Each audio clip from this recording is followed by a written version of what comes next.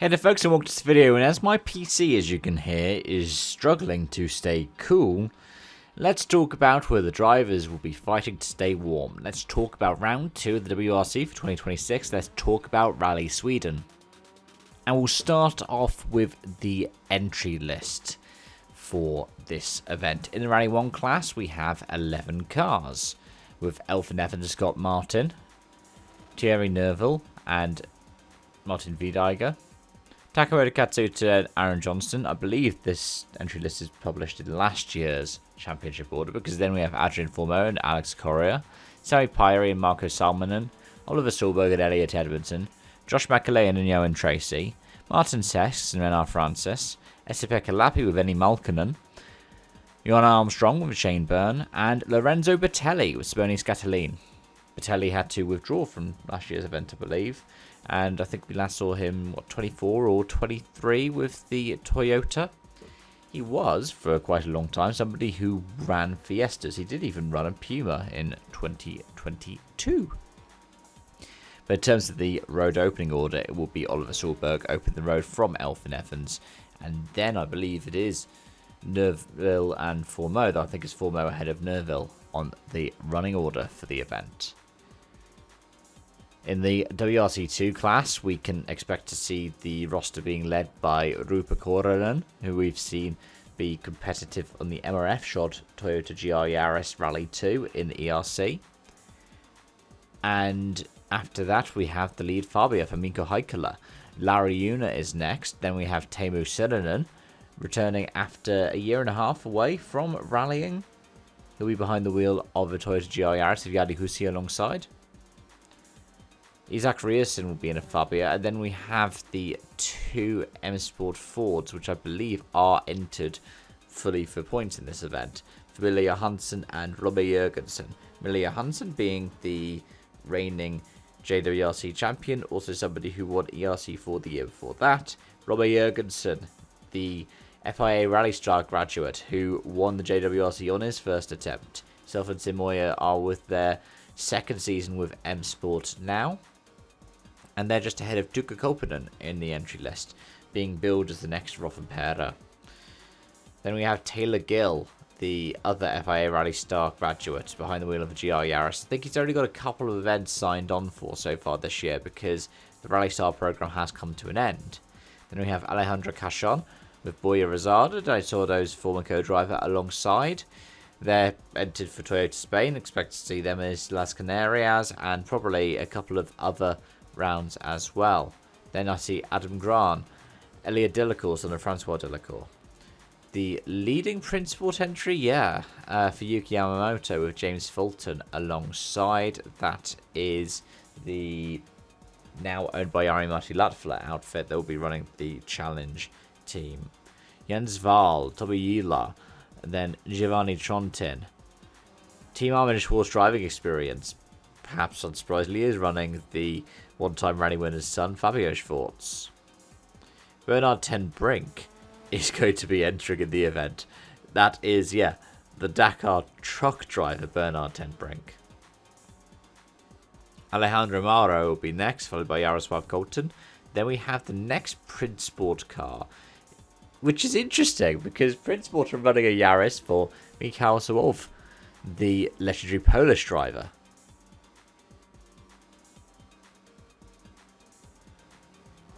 Then we have Marco Viitanen, Alexander Villanueva, Christian Baumgart, John Vartig.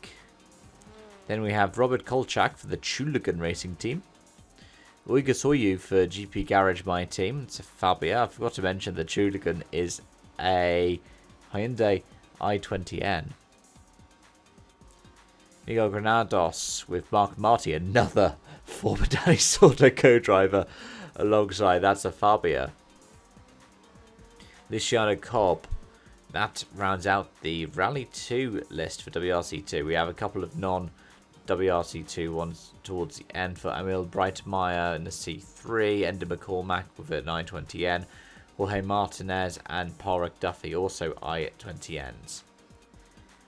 Rally 3 is going to be interesting, because I will have to go through the list and have a look at who's entered for WRC3, who's entered for JWRC, and who's entered for both, because that does actually happen as well.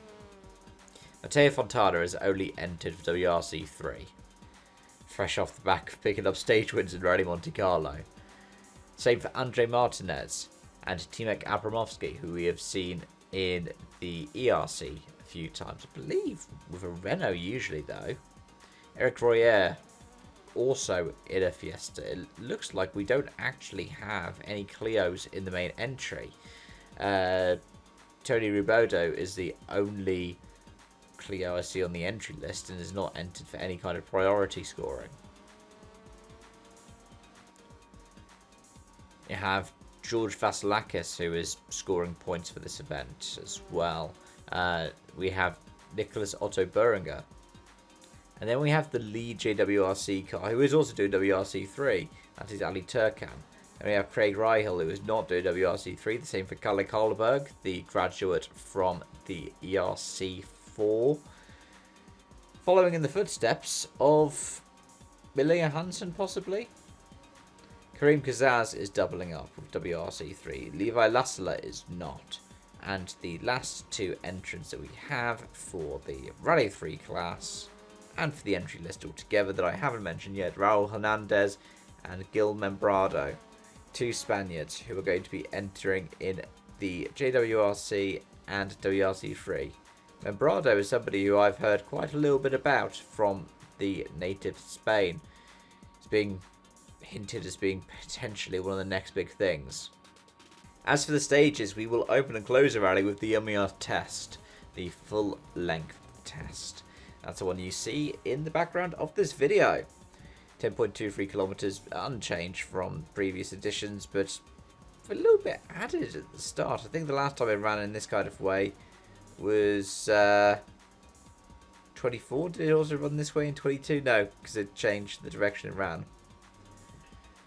Friday's loops will open up with the Bitsilium test, 27.55 kilometers. That has been in the previous couple of editions, but we have a few new kilometers this time around at the start of the stage. The first 7k entirely new.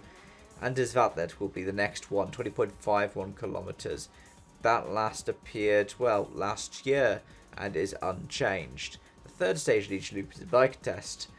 That is 11.53 kilometers. It ran last year in the opposite direction, and we have a little bit of an additional forest section coming up in this test as well this year, which is adding an extra 0.7 kilometers to the stage. Friday we rounded out by the Omnia sprint test being run for the first time. Then on the Saturday, we have another 3 stages being run in 2 loops with the Omnia sprint test rounding out the day.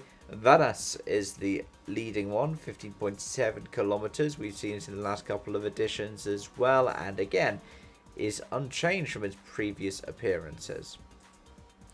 Sarsjoyliden is a 16.72 kilometers test. It's a lot trickier, it's a lot twistier, and it has popped up in this event the past couple of years as well, and is almost unchanged. Slightly lengthened start for the first kilometre and a half, which is seemingly flat out along the AC611 road. Then the Kolksele test, 16.94 kilometres. We did see this one last year, and it was run in the opposite direction. Like I mentioned, the Omnia sprint will round out the Saturday, and then for the Sunday, Vastavik will be the one other stage to the Omnia test. We'll be seeing it run a 16 and a 17 before the Omnia test will round out the rally. It was run in the opposite direction last year, and pretty much every edition before. So this will be a little bit of a change for our drivers. But it is also slightly shorter. About 4 kilometers shorter than previous editions. Now turn the clocks back 12 months, and it was a win and a clean sweep for Elfyn Evans, taking maximum points. The podium being rounded out by Takamoto Katsuta and Thierry Neuville. After that we had Tanak, we had Rovanperä, And as for the likes of Adrian Formeau, he had been running well at some points, but ended up being caught out and ended up copying a massive fine for swearing.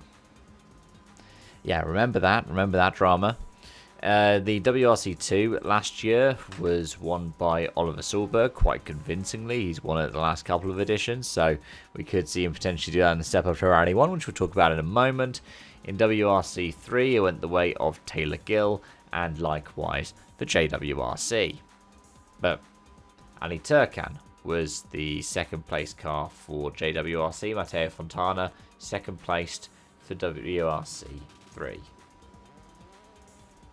So as for my ones to watch, well, it's a tricky one. Because you'd want to put your money on the Toyotas, but they are opening the road. So it depends on the level of snowfall that we see going into the event. Oliver Solberg is in his element right now, and he has been competitive here in recent years, as has Elfyn Evans, who is recently the winner of Rally Sweden. And is, what, two-time winner of Rally Sweden as well? It would be silly betting against Oliver, knowing his form in Rally 2 car, but we haven't seen him in a Rally 1 car on this event since his ill-fated Hyundai bid. And the Hyundai itself could be competitive here, and their drivers could be as well. Neuville has won well in the past, but Formeau has had great form here before as well, especially when he was with the Puma. That said, who's their third driver for this event? Is it possibly somebody who has won this rally in the Hyundai in the supposedly inferior 2024 spec car? Yeah, Esapekka Lappi. And it would be nice to see Esapekka Lappi take the win in this one as well, because it would also be great to see it for his new co-driver. Because remember, Janne Firm's retired. He's got Eni Malkkonen alongside, who used to co-drive for Sami Päivärinta. With Päivärinta, she ended up being WRC2 world champion. They've just come off the back of winning the Arctic Lapland Rally. They're going from winning that in Fabio Rally 2 to doing the test for the I-20N Rally 1. They could honestly throw up quite a surprise here. So in terms of who I'd look out for, outside of our most recent rally winner and our title protagonists, have a look for Lappi and Malkkonen. Have a look for Katsuta and Johnston. And, ooh. Let's see what Sesks does now that he has more experience. He had a good run in Saudi. As for WRC2, Jurgensen and Johansson are going to be pretty impressive. Duka Koppanen could have a good run as well. Remember, we'll just be looking at seeing what the raw pace is for that kid. And he is still a kid. He is. Teemu Sininen will be one to keep an eye on, as will Rupa Koronen. And then for the WRC3 and for the JWRC. For both, keep an eye on Gil Membrado or Raul Hernandez. They're people who are going to be new to it. Kalle Karlberg could really turn some heads. And outside of that, oh, I don't know. I haven't seen what Beringer is capable of. And I'd like to see what Abramovsky can do.